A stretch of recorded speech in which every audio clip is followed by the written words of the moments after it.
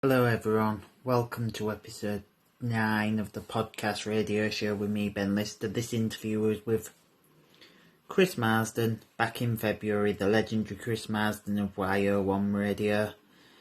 This was done before his roles were changed and YO1 became a separate station to RB1 and TX1. So remember that. And yeah, here's the interview with Chris Marsden. We talk about voiceovers and loads more here on episode 9 of the podcast radio show here on Hull Kingston Radio. Here on YouTube, but it will go out on Hull Kingston Radio, hopefully, if things go on my side. But yeah, here's my interview with Chris Marsden from YO1 Radio and all different radio stations. Here we go. Hello, and welcome to another podcast. It's 2021. We are in lockdown. Welcome to episode 8 of the Ben Lister podcast radio show here on Hull Kingston Radio 107.4 FM. And in previous episodes, we have had guests such as Stephanie Hurst and Sean Goldsmith and broadcaster Patrick Billington and Radio Humpsad's very own Lucy Clark and Dan Murphy and motoring journalist Paul Woodford. And last time we had the mighty Lee Ton. Then we had Lee Ton, the podcaster, and his young protege, DJ Ashley Noble. Last time we had radio presenter Kim Harrison from BBC Radio Humberside, but today I have a legend from Viking FM and now the owner of York Community Radio. It's the one, the only Chris Marsden. Hello, Chris. Welcome along. Thank you. How are you today? We're all good. We're all good. I've just been for a walk that we'd done during lockdown, and it was a long walk actually in the cold. It's really weird because one side of the village there's a load of snow, on the other side there's a sunny side, and there's got no snow whatsoever. And it's almost like one half of the village is in Antarctica and the other side is actually in my village. It's just bizarre, but it was a nice walk with the dog, went to the shop, got some salmon and vegetables for tonight's tea with my wife, and yeah, it was really good. But life is sweet at the moment, sir. Life is sweet. Excellent. That's brilliant. That's good. I have 5 questions for you about broadcasting. Go for it, matey.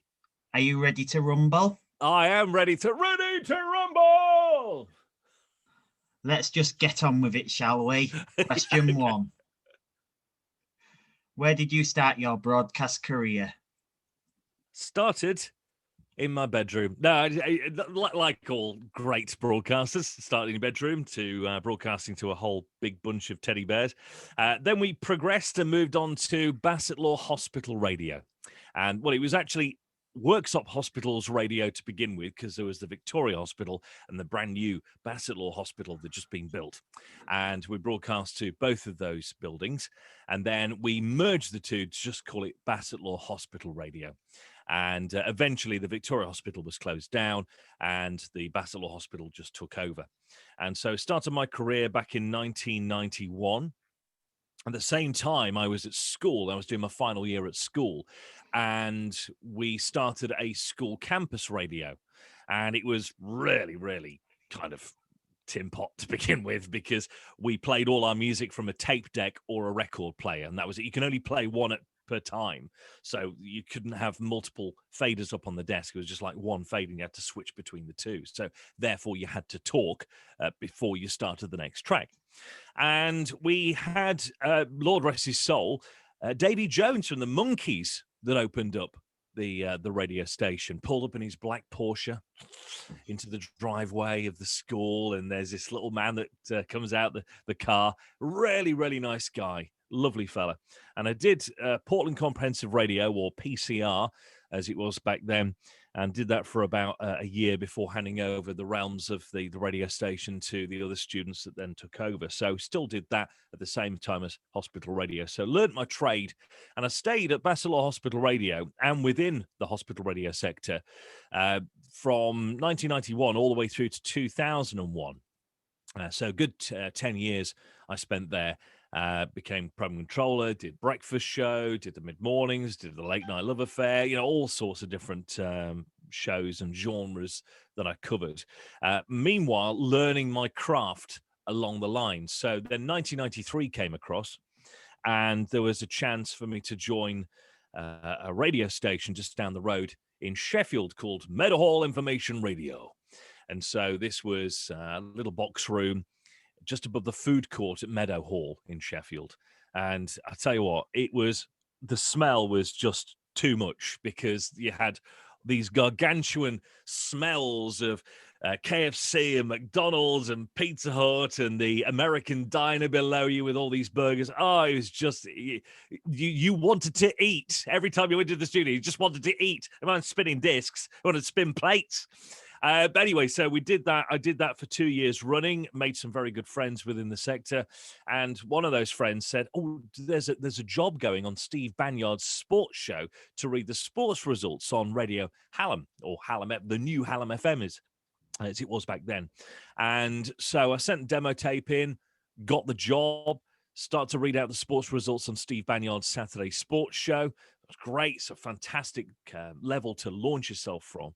And then there was a gentleman called Barry Stockdale at BBC Radio Sheffield that heard me and said, actually, Chris, I wouldn't mind giving you a break and allowing you to do the traffic and travel from urban traffic control in Sheffield for Radio Sheffield's breakfast show and drive show. And also, whilst you're here, you can do some What's On guides and maybe produce the Tony Capstick show alongside Simon. So went to Radio Sheffield, and so did the morning slot for traffic and travel from urban traffic control in Sheffield city centre. Or then it moved to Don Valley, and then I was doing the drive show, traffic and travel, and also producing, Lord rest his soul, Tony Capstick's show, and that was great. And then became friends with Phil Bodmer, who's from BBC Look North and does various different radio stations within the BBC Yorkshire stations, and ended up filling in for Phil Bodmer on the Time Tunnel on a Saturday afternoon. And so I gathered all these demos at the same time, creating all these demos, and sent a demo off to a gentleman called Rob Wagstaff at Trent FM in Nottingham, which was just down the road, really, from where I used to live in Worksop. And he gave me a job. He gave me the Overnight Express. So I got 2 good radio jobs at this time during 1994 and 1995. So I was doing the Overnight Express in Nottingham, in Arnold, and then travelling all the way from Nottingham to Sheffield, doing the travel bulletins for the breakfast show, going home, getting some kip, then driving to Sheffield again, doing the travel bulletins there, and then driving to Nottingham overnight. So burning the candle at both ends, really. But that lasted until Christmas week 1995, and I was made redundant from both of those stations at the same time.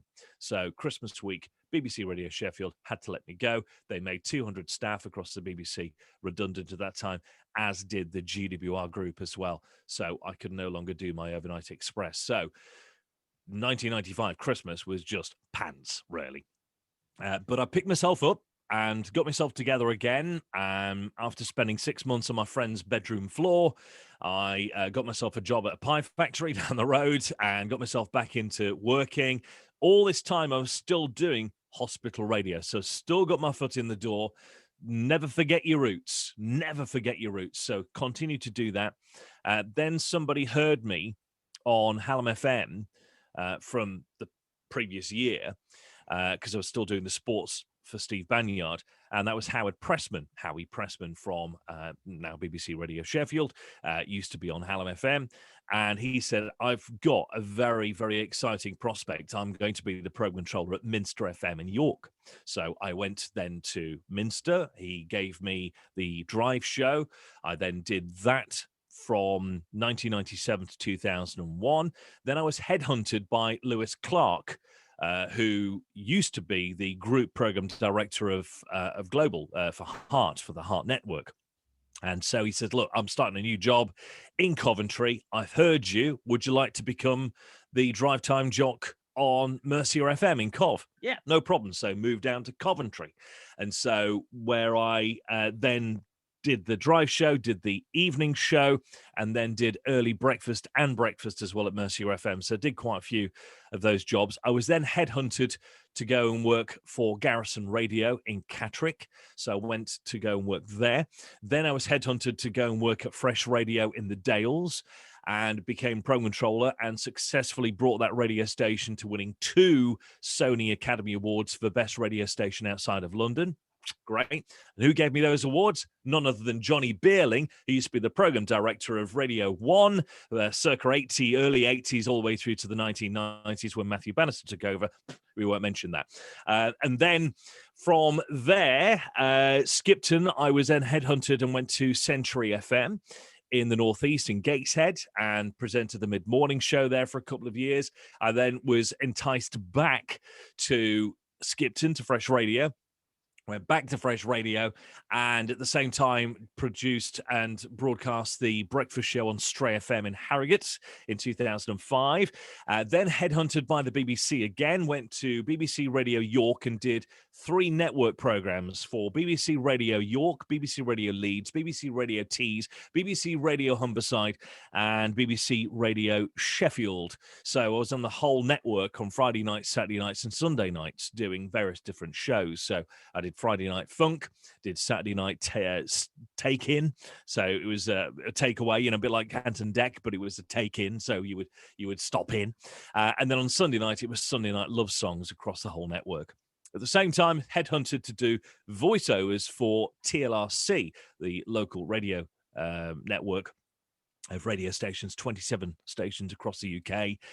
So I became the voiceover artist of all of those radio stations. At the same time, became the station voiceover for Jazz FM in London. So I did that, and then I was headhunted at Minster FM to become the breakfast show host at Minster. So I did that for a couple of years, and then headhunted to go to Viking FM, which where I went to then from 2013 through to 2017. Yeah. And so I broadcast on Drive and did the evening show and did weekends and also networked to Hallam FM, also networked to, I've missed out Hallam FM, big chunk of Hallam FM from 97 to 2001. I was doing the weekends there as well. Quite a checkered broadcasting career. I did Capital Disney with Pat Sharp as well and broadcast across the UK with the Capital Group. So I've done a varied amount, and I am where I am today, which is running local radio for York and surrounding areas, but also within our wonderful group of radio stations. We've got HG1 in Harrogate, which I do the breakfast show on, and I do Drive on Wire1 Radio. We've also got TX1, RB1, we got West Yorkshire Radio, Holiday Radio, and there's please let me not forget anyone else. KL1 Radio, KL1 in Kings Lynn as well. So my goodness, it's been a big broadcasting varied career, and along that time I created my production company and voiceover company, Definitive Media, which is now Definitive Media Worldwide Limited, and I've got agents in the United States of America. I've got European agents, work for voiceovers SAL, and I've got a London agent as well, Divine Voices International, and all of those agents serve me greatly, and they do a superb job. And I do voiceovers, and I've never left my roots. Right at the very beginning I said, Ben, you never forget your roots, Ben, never forget your roots. So I do voiceovers for Radio Hillingdon down south. I do hospital radio voiceovers for Harrogate Hospital Radio, for York Hospital Radio, and various other different hospital radios up and down the UK. So never, ever forget your roots. I've always been closely associated to hospital radio because it is so ground roots, just great launch pad, to launch yourself from. Really is good. Yeah, you mentioned a lot of names who I recognize from that list. Like, I know Howard Pressman. I've heard of him because he was on Radio Sheffield, because he knows a few radio presenters I know, and obviously lots of other radio presenters around the thing. And there's lots of great radio, and you're doing a great job, cracking job with your local radio, because you do. Yeah, because I remember the old Minster FM and stuff, and Viking and Capital. It's a shame a lot of these programs have gone networked. Yeah. It is. It is. But it is the way that the big corporations can make their books. But it does miss out the middleman. It misses out, as they say, inverted commas, the small man, the small lady in business, where they don't really get a look in because they haven't got big bucks to spend on advertising on their local radio station. So we've now developed this style and this format of local radio, which is it's a winning formula. It really is. And all we're doing is putting the listener first. That's what we're doing. Yeah, as you say, the BBC had to make cuts, I think, due to the current COVID, but it was brought forward due to the COVID. They've had to cut their programs from 3 to 4 hours and have less presenters in the building. That's right. But that's due to cuts and COVID, I think. Yeah, very much so. But each to what each corporation does and which each company does, and they do it really well, and they are lords of their own destiny with that pen that they push across that writing and those contracts. But it is what it is. It is what it is, Ben. Question 2: who were your broadcast inspirations growing up? Easy peasy. 2, really.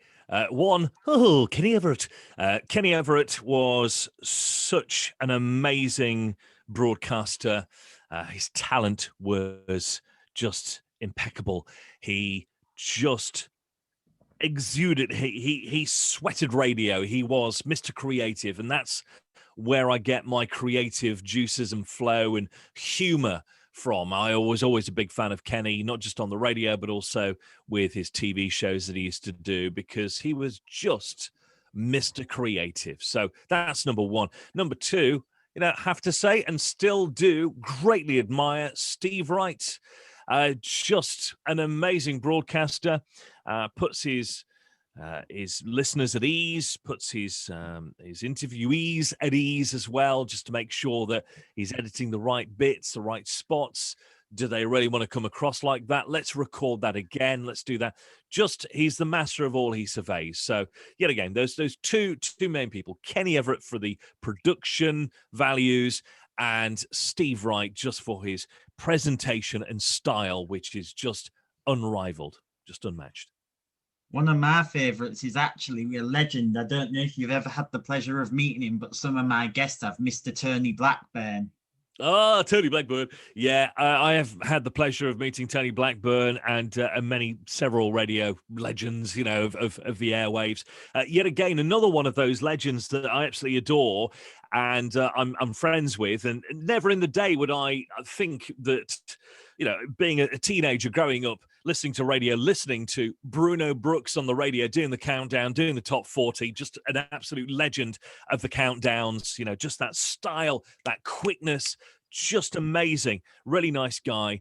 And never would I think that when I was growing up listening to him on the radio that he'd be liking my Instagram photos one day, be sharing my Instagram photo. Just absolutely, the mind boggles. It really does. And I became friends with Bruno Brooks quite a bit ago when he used to do my voiceovers for free, may I add as well, for my hospital radio show. So yet again, always go back to your roots, never forget them. Yeah, and I'm not forgetting my roots. I've started off at Hull Kingston Radio. I'm going to stick in community radio for a bit. I'm hopefully going to try and, if I get a professional radio job, say, for example, at Radio Humberside or somewhere, I'd still want to keep that community radio job going because I love radio. Totally, yeah. And it never leaves you, Ben. Once you've got radio flowing through your blood, you can never, ever get rid of it.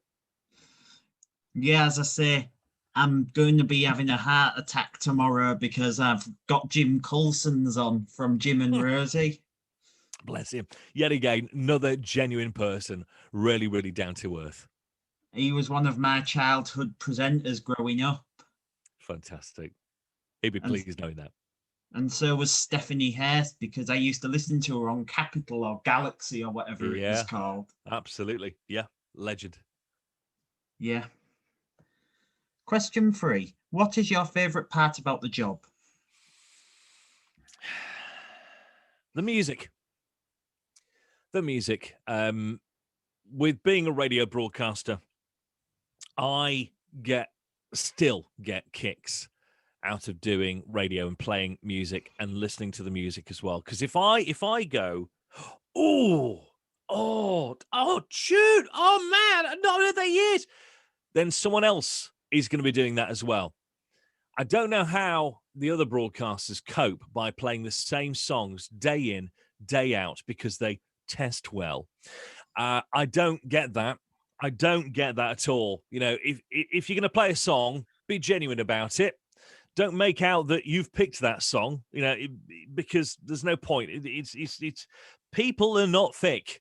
It's simple as that, really. And they need to be treated with respect. The listener needs to be treated with respect. It's all about the listener. If I've made one person happy, job done. Great. I can sleep that night knowing full well I've put a big beaming smile on their face. And that's what matters. People matter in radio. And that's what I get a kick out of. It's playing the music, making somebody happy, job done. Wow, you're an absolute natural at it. And you sound a bit like, no offence, James Picos a little bit. Well, I think you'll find he sounds like me.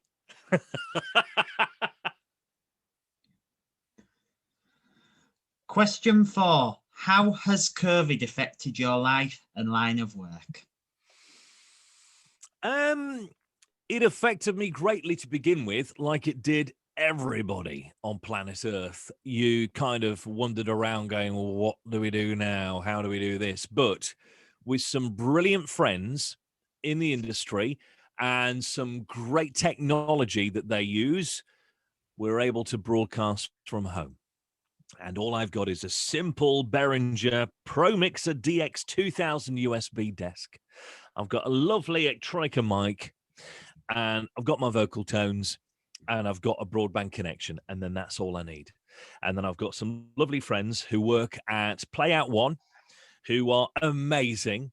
So hats off to Chris and Dave and the lovely Phil and everyone else behind the scenes at Playout One. They are superb. They bend over backwards to help you.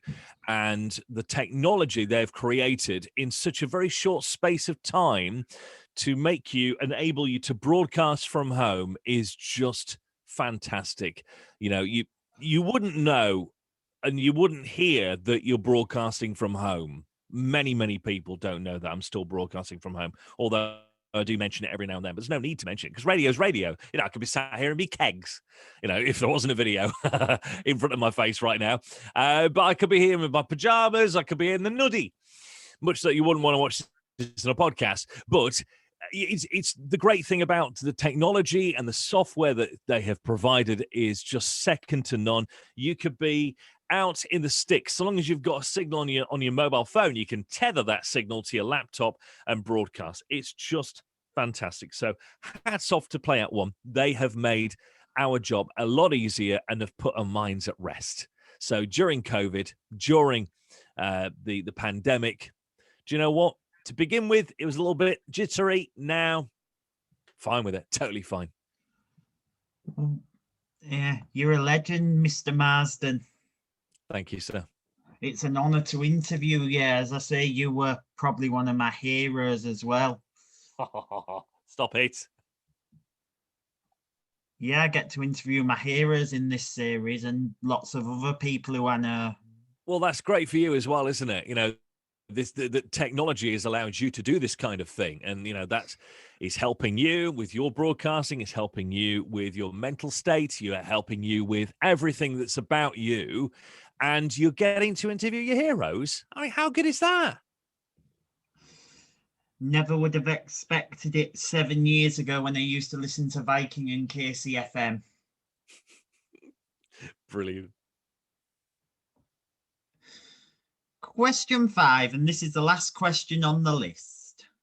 What advice would you give to young, aspiring broadcasters who are starting out? Okay. Never broadcast to the masses. That's my one tip that I would give to you. You are talking to one person. Like Ben, you're talking to me right now. You're not talking to everybody out there in listener land. You're talking to one person. That microphone there is one person. So treat that person with respect. Never speak as if you're a third person. So never say, Hi, this is Chris Marsden.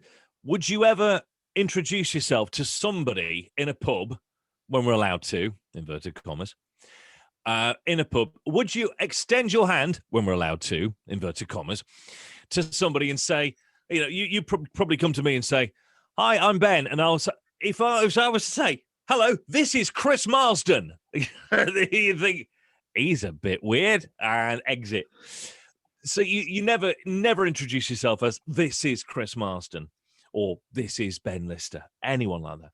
So keep it on a one-to-one basis. Keep it real as well. Keep it personal.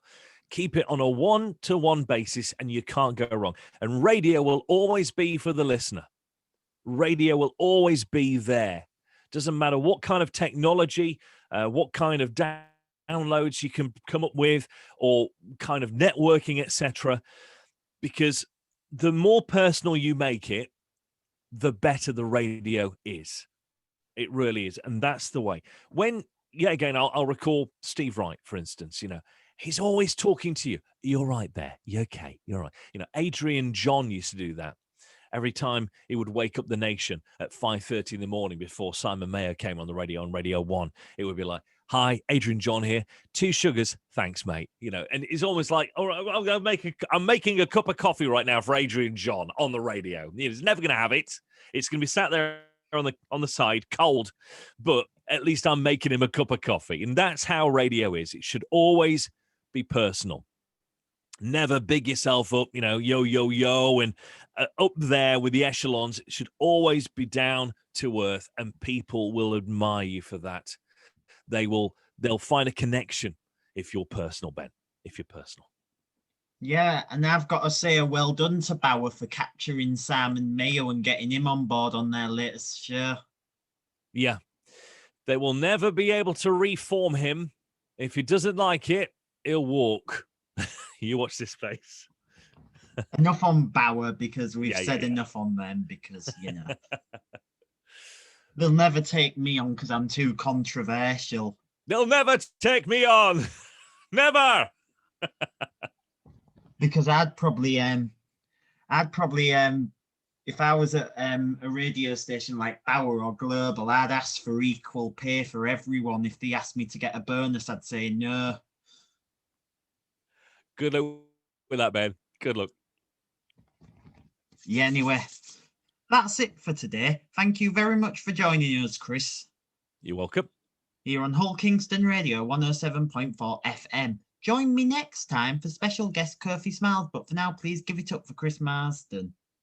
Thank you so much indeed, Ben. It's been an absolute pleasure. Thank you for joining us. Join me again soon on the Ben Lister podcast radio show, and that's a wrap. My interview with broadcaster Chris Marsden. Really hope you enjoyed it. Hope it filled the gap in your hour. And yeah, my next interview on this series will be with Kofi Smiles. I'm going to upload 2 more tonight. My interview with Jed Salisbury. And then my interview with Angela and Mike, the health people. So yeah, loads coming up, loads of news and loads of announcements and loads more podcasts next week. So, and that's it from me, and a big announcement coming soon regarding a guest. So I'll talk to you then. Bye bye. Be allowed.